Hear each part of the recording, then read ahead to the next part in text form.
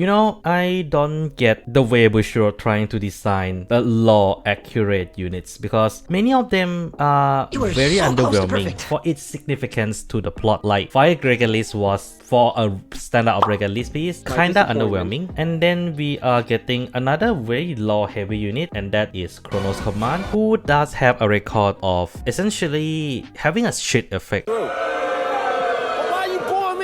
Like in the standard for Gear Chronicle. So is he actually worth playing in your current version of Gear Chronicle? That is exactly what I'm gonna be talking about today. And before I continue, yes, I know he is a third strike and we don't really have much of a choice, but if standard is gonna last for a long time, he is definitely one of the lower priorities to be put in the deck. No.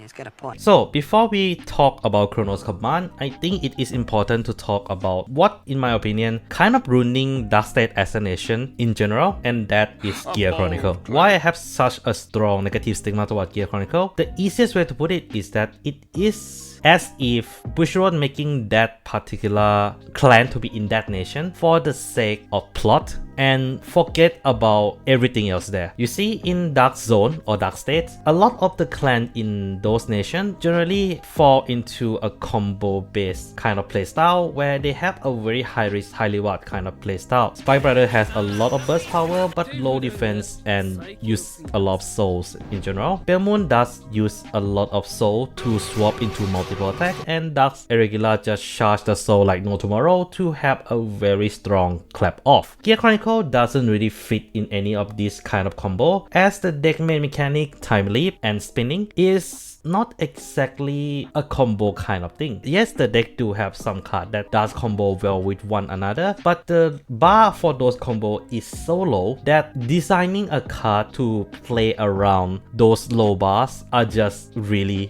tough, and that is where the problem lies for me. The bar for Gear Chronicle for comboing is so low, it technically is able to abuse any generic support that Dark State as a nation have in general, and that's where we move into Chronojet, who in my opinion is easily the most overtuned strike deck out of the 6 we have received at the time of recording this video. A lot of cards that he has not only filter into the pieces that you need, but also has a lot of strong recursion, and because of all this strong resource recursion, and most of the Dark State support is usually a resource generator, you create this disgusting loop where it is so easy to generate resource in Gear Chronicle as compared to other decks from the same nation that has a base playstyle from other nation in general. Jet is able to utilize 90% of the generic support very easily and able to use it to a great extent that I feel every time they're trying to design a generic card for Dark State, they have to take into the account of Gear Chronicle. Otherwise, the nation would break as a result, and that is the reason why I have a strong negative stigma toward Gear Chronicle, and at the same time the reason why I feel Chronoscommand doesn't need to be strong.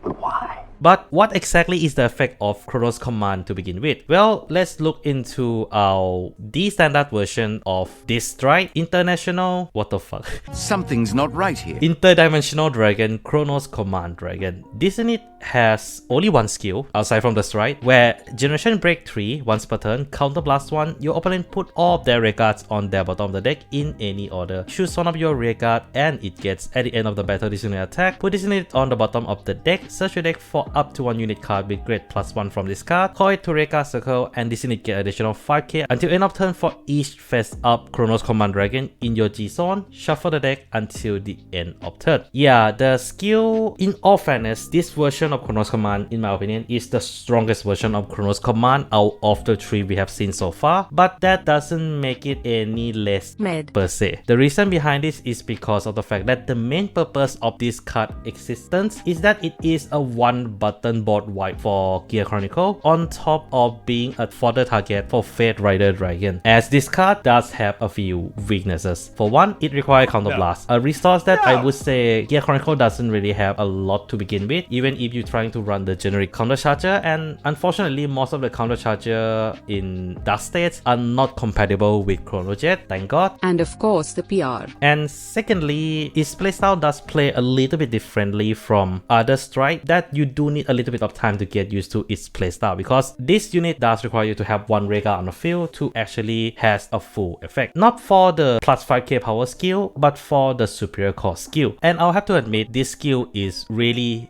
good, especially if you take into the context of the fact that putting the unit into the bottom of the deck is not a cost, it's a part of the skill. Think of it as something similar to House Zero's skill. Because of that, this essentially allows you to play units like Upstream Dragon and combo it into one perfectly full column if needed to, or at least one unit, 2 Rayguards. You get the point. But this also means that Balik became a more important card in the deck because of this skill. So Nocturcio do drop in a value just a little bit, at least for me. However, despite all that, this card has one biggest flaw, and I'm not sure is it intentional or not, but it is the biggest flaw nonetheless, and that is the fact that this card doesn't flip. No, God! It's true to the original, yes, but this also means that Gear Chronicle at the moment doesn't have any other way of flipping your G-Stone except with Fate Rider. So unfortunately, Chronoscommand Dragon doesn't exist to replace Fate Rider completely, but rather as a way for, like I mentioned earlier, a fodder for you to flip and go into Chronoscommand if needed to, if you feel next stage is not the strike to use at that situation. And some of you might be saying, doesn't Chronos Jet already have a counterblast problem to begin with? Well, we have another support that I feel Jet do want to run, but it is through counterblast, and that is Glimmerbread's Dragon. This unit has 2 skills, where when placed on Rayguard Circle, if you have the Jet crest, counterblast 1 and draw a card. If your Vanguard is grade 3 or greater, this unit also get additional 5k until end of turn. And then auto GB3, when this unit attack, this unit get additional 10k until end of that battle. So yeah, there's nothing much to talk about Glimmerbread, it's just a beast stick, but it is another counterblast. So counterblast management is gonna be a real pain in the ass for both current Gear Chronicle player and prospect Gear Chronicle player regardless. But what do you guys think? Do you think Chronoscommand is mid or not? Cause I feel it is kind of mid because of how strong Jet already is. But yeah, do leave your thoughts below, and that's all I have for today. Take care of yourself, don't forget to click that sub and become a member for some cool perks. And this is Mac Megane signing out. Boom, boom, boom. Boom, boom, boom.